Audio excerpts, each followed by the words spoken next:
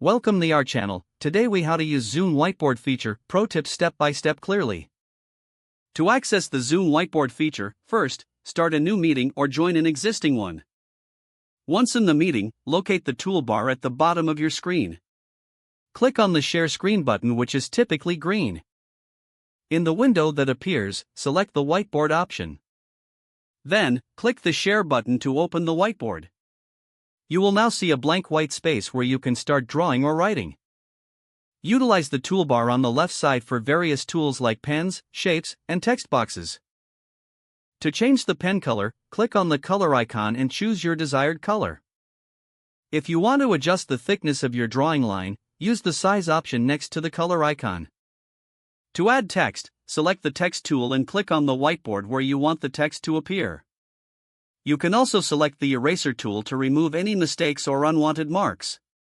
If you need to highlight certain areas, use the highlighter tool from the toolbar. Collaborators can join in on the whiteboard by simply selecting the Annotate option.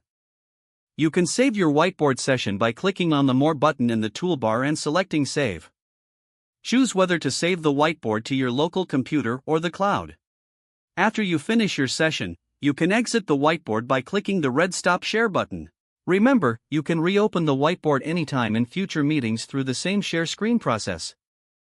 With these tips, you can enhance your collaboration and brainstorming sessions using Zoom's Whiteboard feature.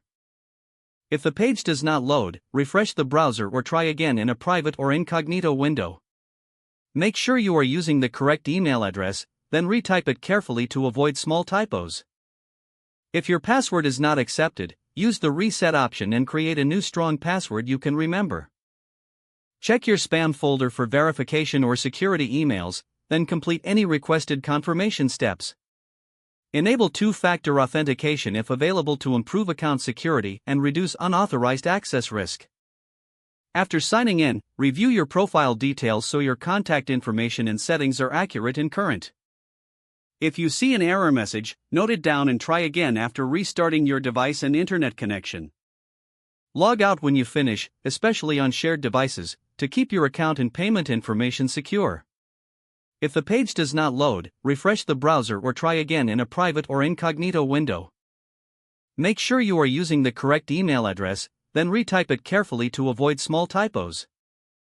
If your password is not accepted, use the Reset option and create a new strong password you can remember. Don't forget to like this video and subscribe to our channel for more step-by-step tech guides.